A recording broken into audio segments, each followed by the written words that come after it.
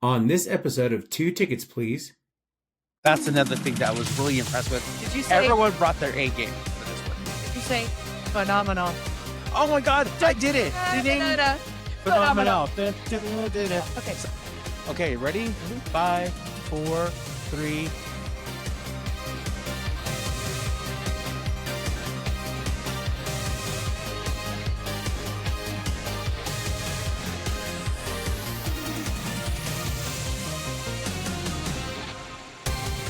Hello, everybody. Hi. And welcome to Two Tickets, Please. I'm Art, And I'm Amber. and we are two best friends that love to watch movies together. Heck yeah.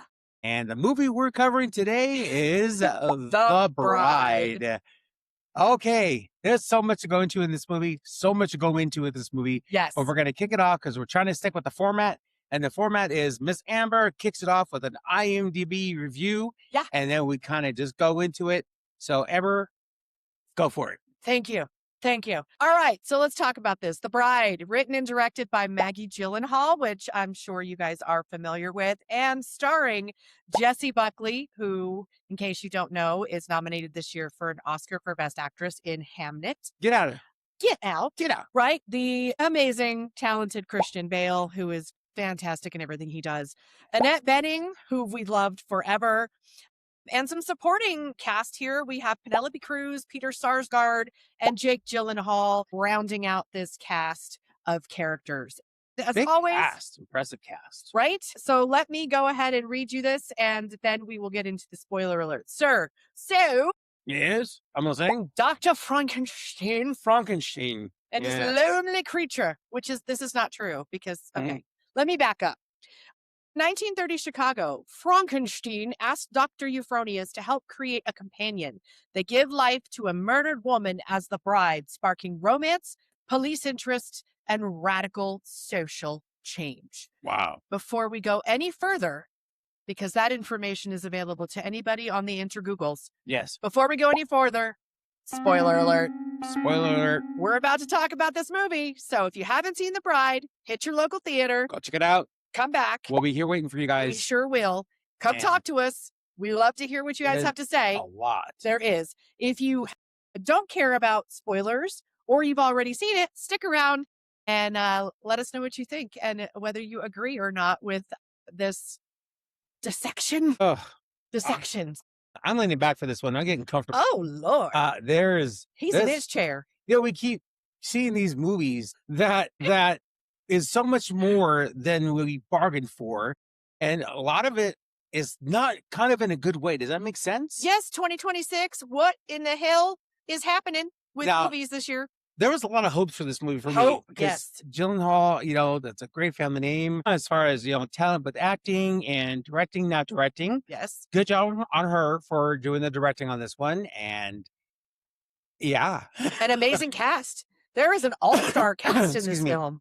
And there is. you see the preview, and really what you're hoping is that you're going to see A great interpretation, right? From not a only different that, point of but view. a different point of view. But what I was really hoping for going into this movie was a Sin City version of Bonnie and Clyde and Yeah. Frankenstein combined to make this weird film noir awesomeness. I mean, So, the genres that you're looking at in this, huge blend. oh my goodness, the potential here was amazing. So It was.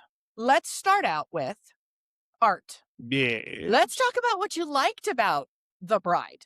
Talk to me. Okay. All Tell right. me what you liked. What I liked about the movie. First of all, I love the dark noir feel and aesthetic of the movie. That was done very well. I was captured right away, right off the bat with that. Some of the black and white photography that they did with this movie Yes. was great and everything. Plenty of homages to the OG Bride and everything. She kind of sat down, she felt like she sat down some ground here where she's coming from. I like that. I love the cast of actors. The acting in here was phenomenal. That's another thing that I was really impressed with. Did you say? Everyone brought their A game for this one. Did you say phenomenal? Oh my God, I did it. Ding-ding. Da-da-da. Phenomenal. Da-da-da-da. Okay. So it really good. This is my turn to say that. I guess this is. But everyone brought the A game as you would expect. Yeah. With the cast of actors that were in this movie, the talent that was behind it, driving this movie, you expected good performances. So I like the performances, the dedication.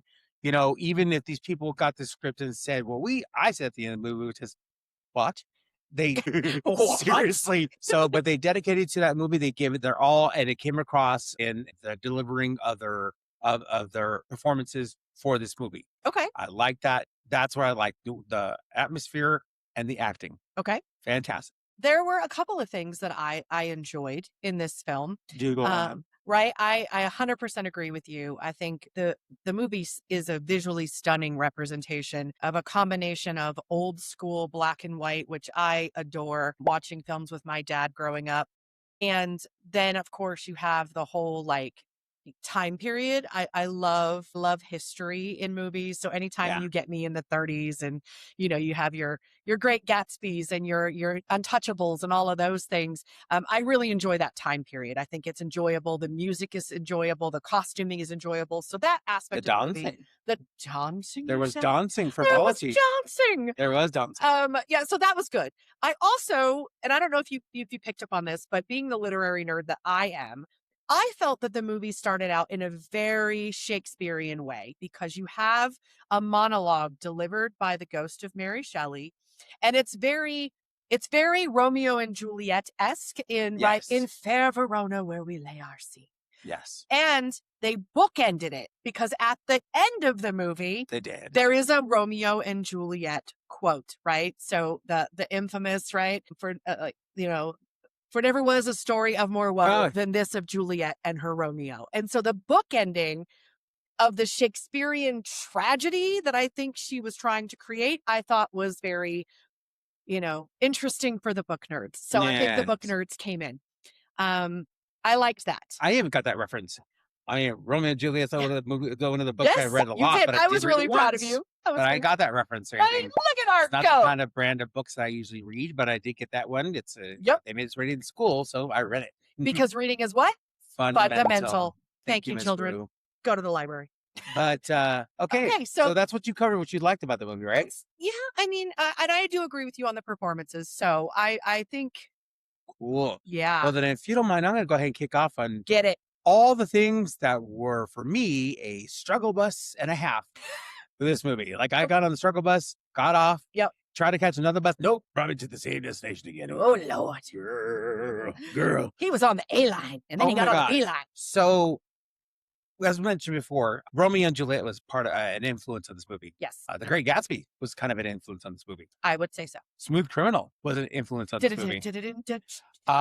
Sorry. Bonnie and Clyde was an influence on this movie. Yes, The Bride was an influence on this movie. If you Young kinda get- Frankenstein. then Frankenstein, if you kind of get what I'm putting down here, is that there's a lot of influences in this movie, and it all Yeah. kind of got brought together in a big old fever dream and kind of smushed together and kind of like gonna make a big old dough thing of I don't know what the frick this is, but this is what we're gonna go with and Yep. this we're gonna shoot. So my biggest problem with this movie is that there was a lot of not so much genres they're pulling for, but Mm. different influences of books and other films Mm. that were trying to influence this movie, and there was too much. You could not land on anything. Just when you thought you were going to come in for a landing on something, it's like, oh, we're going to go with this. There's a shift, Yes, and not just like a shift in photography, a complete total shift in what she was. What I don't know. I can't. I Yeah, don't know so- what she was going for in this movie. That's what is so confusing. It's like I couldn't land anywhere. And that's fair. I think that's one of the biggest issues we see is there are two ways that this can go. When you have a director and a writer that have chosen to layer plot lines upon plot lines upon plot lines, 7-layer dip, girl. it was a 7-layer bean dip. 7-layer bean And dip. if you can't decide what direction it's going to take, you can't fully flesh out all 7 of those. And so you leave the audience going, pick one. You have a story of I'll wait. But you do have these multiple plot lines that are happening in this movie that detract from a centralized story that you can latch onto and follow. So I agree with you 100%. Yeah, there was so much to, and when you go see movies, it's meant to transport you somewhere else, make you feel a certain type of way and everything, through hopefully a natural osmosis of good writing, good directing, good acting. to get you to a point so you're there with those characters. Yeah. What my problem was with this, when they came to this, any kind of part, sad part, excitement part, whatever it was, you didn't have enough time to land on a specific feeling That's fair. before it shifted underneath you. The rug got pulled out from underneath you, and then we were on to the next thing. next adventure, or whatever that adventure was, either with writing, acting, or whatever novel she's pulling from at that particular moment. So to me, it was just like a hodgepodge of a bunch of different things. And to me, that was a big detractor from some of the performances from the actors. What's her name? Jessie Buckley. Okay. For me in this movie, her deliverance, she came across, for me, she was a cross between Lady Gaga and Brittany Murphy. Like, seriously. Yeah, I see the Gaga for How sure. she delivered it and everything, and some of the cute quirks that Brittany Murphy had when she was acting, that genuine way of coming across as a normal person in this movie. She had that. But, and I will say this, though. She overshadowed, I think, Christian Bale for this one. Yes. But that's kind of the intent, though, because the bride, it's about the bride. She's the key character. But I think Maggie did her a disservice in this, because the dialogue that was written for her, and I will pick up here with one of the biggest problems I had with this movie, right? Since we're going back and forth with what we had issues with. Look, I love me a weird movie. I love me a plot line that is crazy. I love me something that I leave the theater and it makes me think. I love movies like that. What I don't love is movies that I cannot rationally, irrationally, or in any way figure out why something happened. Like I don't have anything. And my major plot point, spoiler alert here, is that the beginning of the movie, as I mentioned, you have the intro by the ghost of Mary Shelley, who then randomly decides to possess a escort in 1930s Chicago. Who was played by Jessie Buckley. And how she met her demise and ultimately became the bride. Yes. Who is reanimated and is now both Ida, the girl, the character, and a Mary Shelley. Mary Shelley. Oh, yeah. Yeah. Hold on. Sorry. Bride. That's basically three characters. That's three persons. She's basically three characters, because she's Ida, she's the ghost of Mary Shelley, and she is the bride, which is the new identity that she sort of develops for herself. That's a theme here. That is a theme. That is a theme here. I cannot figure out how she fits in the zeitgeist of this. Right? I don't know. And apparently the Frankenstein, but come canon, on, I'm letting in them all. Yeah, right. So it's like apparently, like, everybody knows that, like, Frankenstein was created, and that there's this doctor that's going to make the bride, who apparently just can reanimate people. Was this an attempt at a multiverse kind of thing? It's a multiverse. It's all happening in one universe. It making no sense. It making no sense to me. There's other themes in here that she's playing with Miss Maggie as the director. Yeah. Excuse me. One of them is definitely the Me Too movement came into play in here for me, and that was fine, because I'm aboard for that. I really am. Multiple personality disorder. Yes, is a big thing here. I think there's a lot of instances in here, because this Frankenstein's monster. Does this call him Frankie? Yeah, they called him Frankie. What's bothering to me, because come on, Frankie. It was Frankenstein's monster was never Frankenstein. That's the name of the scientist who created him. He was the monster. He was the monster. She was supposed to be the bride. There you go. Anyways, calling him Frankie and everything, he was infatuated with her. He came to Annette Bening's character, the doctor, to make him a bride. He was lonely, and that's something that came across really well. Yeah, he was that very lonely. Well. He was going to watch these movies, and in these movies, there was this fictional dancing, singing movie star played by Jake Gyllenhaal, Maggie's brother. What a waste! Like, why is he was even in this movie? I don't know if that was really him singing, but if it was him, good on you. He was really good in it. The dancing. That whole thing where Frankenstein's monster, or I'm just going to call him the monster. Come on, Frankie. I can't call him Frankie. Oh, Frankie. The fact that the monster was going to these movies to escape, just where we do, for, right? Was beautiful. I love that again. But every single time you were starting to grab onto this was this man. He's created, but this man was created. This was his escape, and that was really cool to me. I really liked that. I liked the whole world within a world. Yeah. What doesn't work for me, and I went to bed so late last night because I could not stop thinking.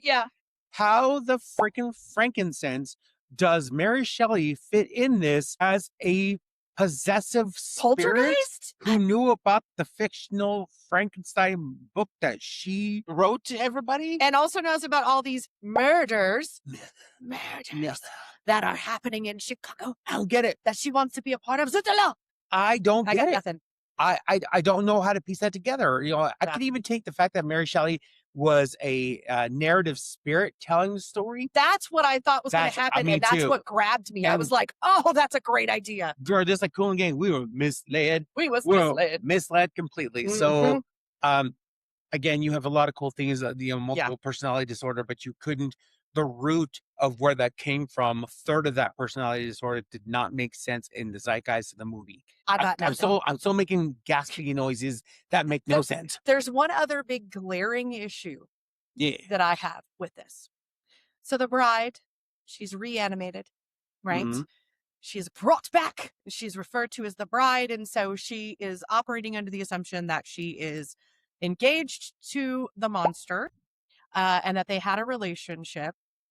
But she has no memory of anything. So she basically has amnesia. Part of the death and being brought back thing. Correct. Yeah. At no point, and this is what I woke up thinking about, which will tell you how weird this movie was for me. At no point did she ask, "Hey, why do you have giant staples in your head and your neck and scars? Why are you leaking?" Yeah. And at the beginning, they mentioned that you smell real bad. Yeah. So never at any point does she question any of that. Right. So I'm engaged to this dude. I have no memory of him. And he obviously looks like roadkill. And Yeah. I'm not going to ask, "Hey, what happened? Do you need some Neosporin? Dun. Do you need some, do you need some Nuprin?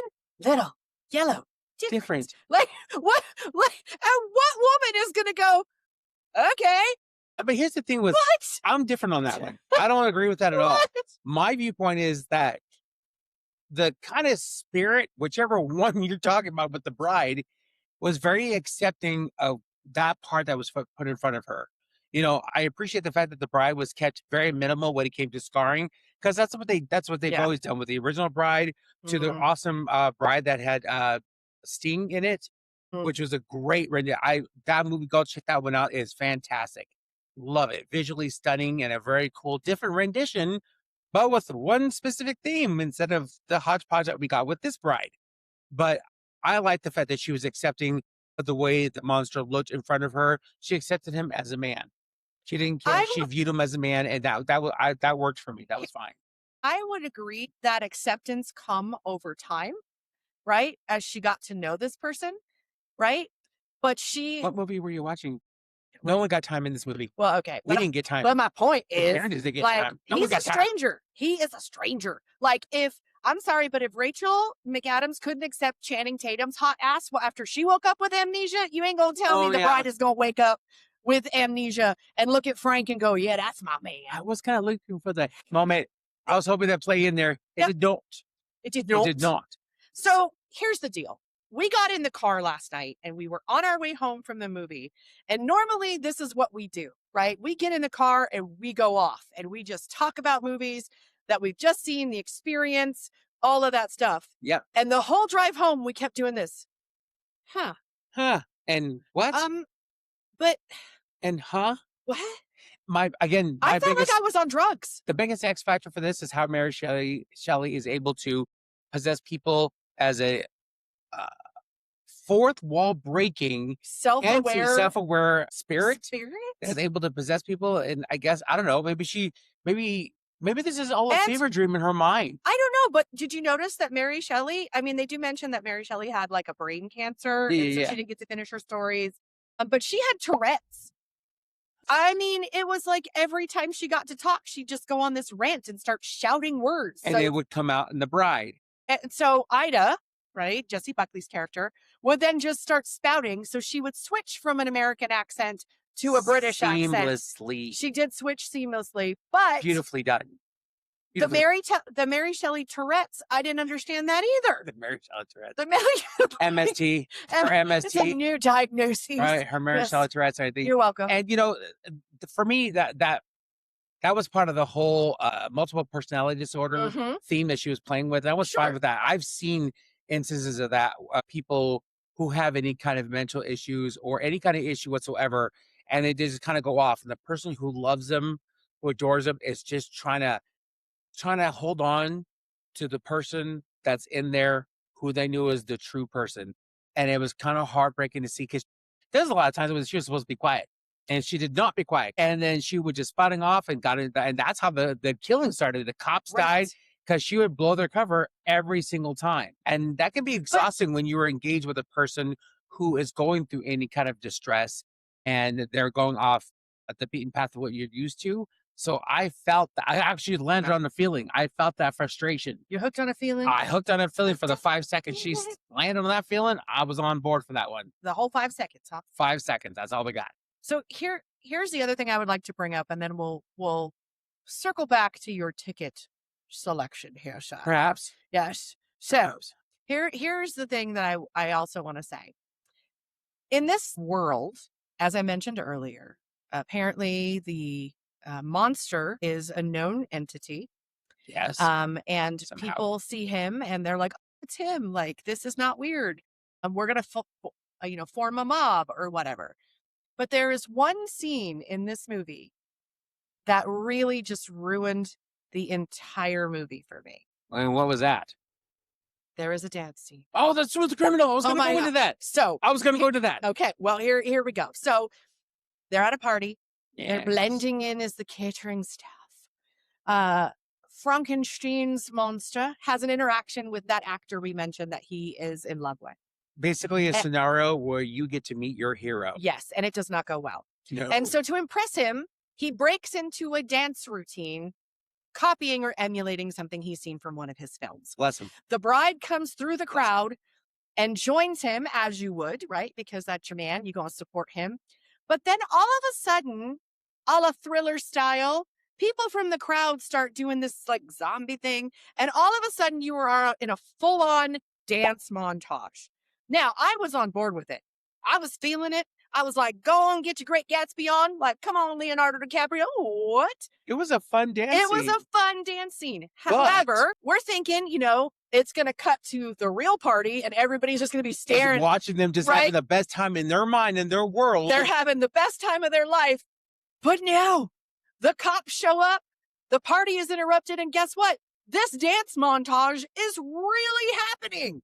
Okay, so here's how it came across to me. How that came across to me is that for somehow, unexplained, of course, I understand leaving some things kind of out there for interpretation. Fine. You can't spell out everything for everybody because otherwise it's, you lose interest right away. As like reading a Dick and Jane book, see them run, see them smile. But what she doesn't explain, and what I kind of took is that somehow being the creatures that they are, being brought back from the dead, that they have some kind of influence out. You don't find this out until the end of the movie, where she's trying to gauge radiation coming off of their bodies. It's a specific kind of radiation that comes off of them. And that's the only thing I could kind of add those things together. It's like, well, does that radiation mean they have an influence on people? Isn't my bestie cute, you guys? This is art. You reaching better than NSYNC. Come on, boy. Come on. Seriously. You reaching for it. I was trying. He really tried. There's a lot of, we all really tried. It's not just me.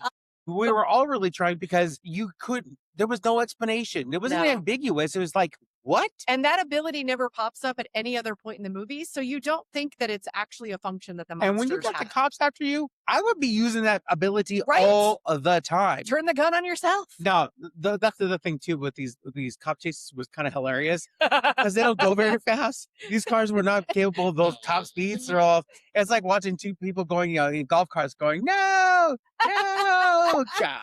Let's roll. But there was no explanation for that part. None. And I guess maybe she just wants to draw up your own conclusions, which is fine, but you're doing that for the entire movie. And to the point where you get to the end of the movie and you're going, what? What did we just watch? ¿Qué? ¿Por qué? ¿Cómo? What? I don't get it. Like, I don't need everything explained to me, but some kind of you have to have something. structure. You have to have something to put together. Yeah. You have to give us enough pieces that we can actually put something together. You need some water for that flour to make that a cake. And we didn't get it. We did not. Art. What? I'm going to ask you the question. Yes? would you buy a ticket? Would you encourage our viewers to purchase No. a ticket? Nope. Oh, that came out quick. Nope. Absolutely not. No. No tickets? No. Would My you hopes purchase for this movie on was physical utterly media? dashed. Ooh, look at his face. He's fighting it. He's fighting it. I don't know. I don't know. You know what? Honestly, to review the movie, because this is going to be like my own independent case study. Like, seriously. He's all, I have entered into scientific research. I'm going to go get all my books I had from college or anything about movies and how it influenced. I'm going to get all my texts out, put it right there. Going to watch this movie. Start thumbing through as I know that doesn't apply. That doesn't apply. So yeah, I'm probably going to buy it on physical media. You are such a physical media whore. I am. Okay. I am. So I will probably buy it on Blu-ray. Okay. I'm not going to get the super dedicated version with the beautiful art.